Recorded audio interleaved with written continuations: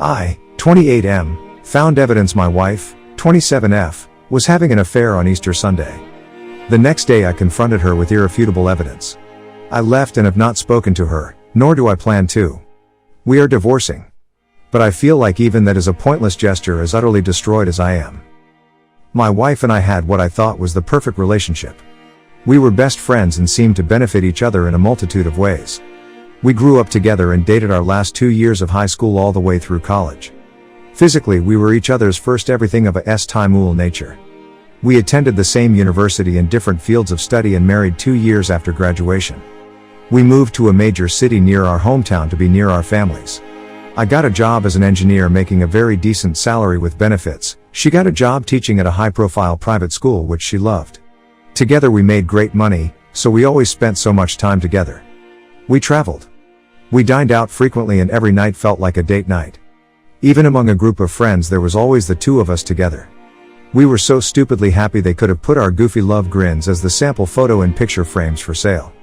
Our S-time life was great and had always been. Less than 4 times a week was considered a dry spell for us. We had a great life in general. Well, at least that's what I thought. I thought we have had a great life together, but I've come to realize all of that was a lie. We were planning to try and have children soon.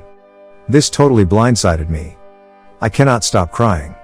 I wanted to be a father someday, now that's an impossibility. Easter morning at the break of dawn, we were supposed to help at our church hiding Easter eggs on the property for kids to find later.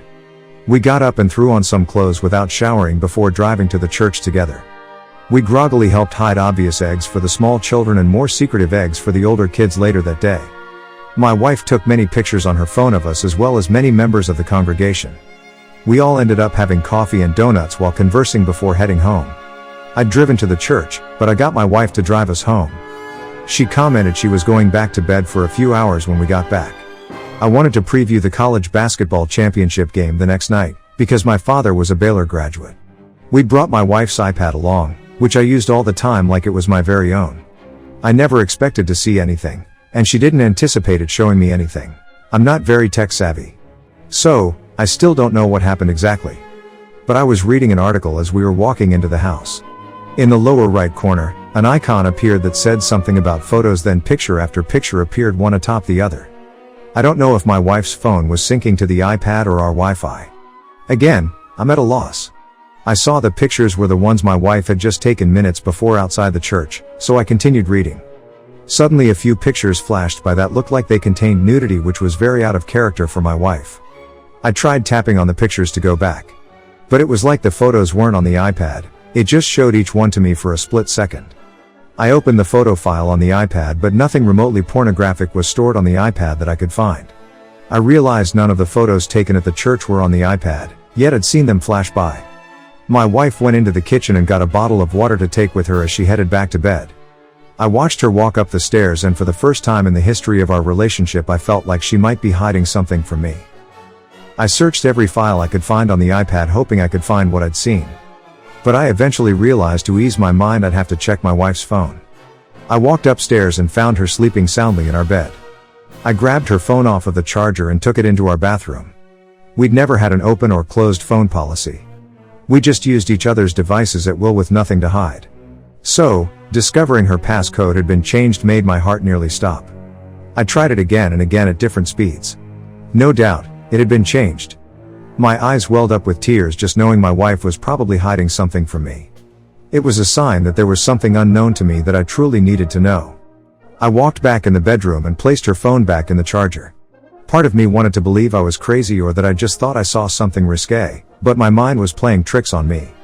I had actually imagined discovering what I saw was nothing carnal and laughing about what I thought it actually was. But the passcode got me.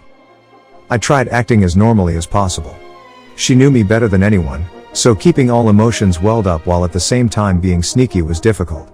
But late that afternoon when she was in the kitchen, I heard her text alert. I popped around the corner just in time to see her enter a brand new code. So, I knew I wasn't losing my mind completely. Later that night after she'd gone to bed, I again took her phone into the bathroom. I entered the new code and opened her photos file. To my surprise, nothing close to a photo containing nudity was anywhere to be found. I even found the photos she'd taken at the church that morning. Nothing pornographic was among them. I was just about to close the app when I decided to look for deleted photos. To my surprise, I found 2 photos of my wife nude and partially nude, along with a naked shot of some guy other than me. I quickly sent all 3 pics to my own phone, then deleted that text as well as the photos.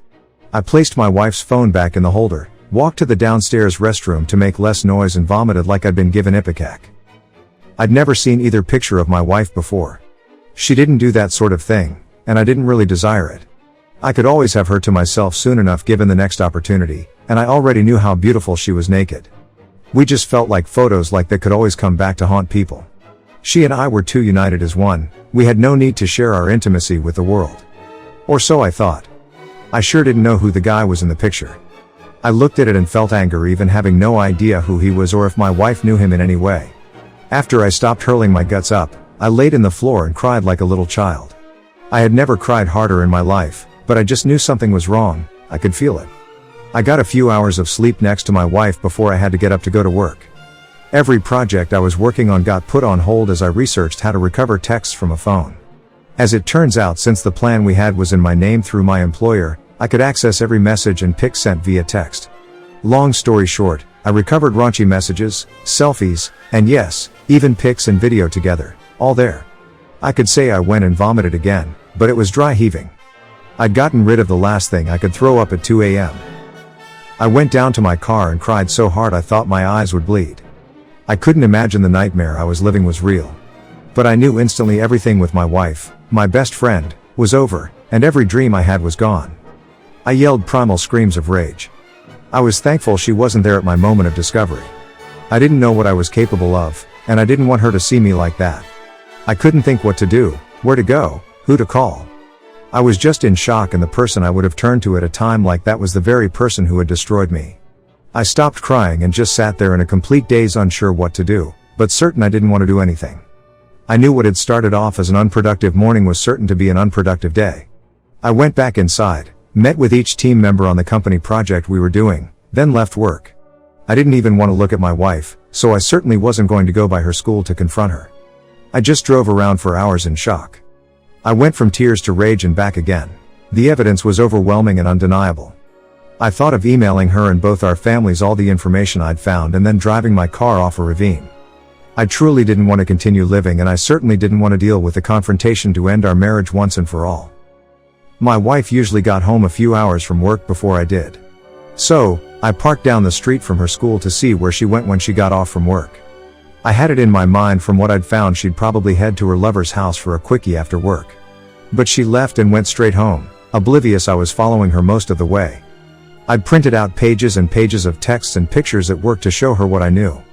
I anticipated confronting her and her denying anything until I showed her proof, leading to much conversation and fighting.